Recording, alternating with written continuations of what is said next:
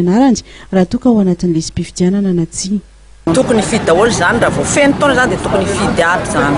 Tsy manana zo pirenena izy zany raha tsy mifidy. Mba hijerena anarako zany mba hita hoe avy anarako amin'ny fifidianana sady tsy amin'ny maha-olombelona zany raha vao olona feno valam-polo taona dia tokony fidy. Jeremy laran'ny lisam-pifidianana mba ahafahany rehetra mifidy. Hitoetra amin'ny faha 18 ny volana Desambra ny fanavaozana isan-taona ny lisam-pifidianana izay tontosaina manerana ny nosy. Zay ny amin'ny vaovao tany Mahajanga iny fa ny vehivavy parlementaire ao amin'ny soma misy ny EIZA dia manatanteraka asa ahafany indrindra manatsara ny tafandraisana anjara ny vehivavy amin'ny fifidianana amin'ny taona 2012 dia roa jerentsika indray izay fanadidina izay.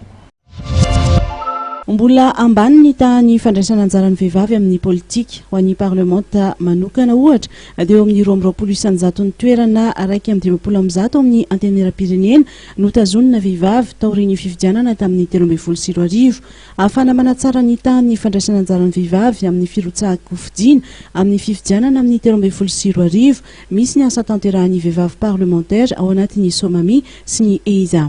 Didinay eto zany dia ny miezaka ampitombo ny isan'ny mpanapa-kevitra politika eo amin'ny sehitry ny firenena amin'ny alalan'ny fifidianana. Zany nefa tsy vita zany raha tsy misy notoana andrasahana madame ministre teo fa notoanana zay tamin'ny 2012 notoanany EIZA mba ahafahanay miatrika ny fifidianana amin'ny pitsopitsony rehetra ahafahana miatrika an'izay fifidianana zay.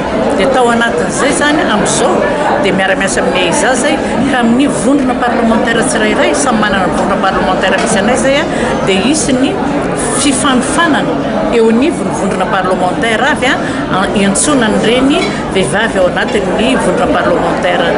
Ankoatra eo hijery manokana ny lafin'ny lalàna ny vehivavy parlementaire. Le fitongilanana sy faniliana zany dia tsy mety zay satria mandringa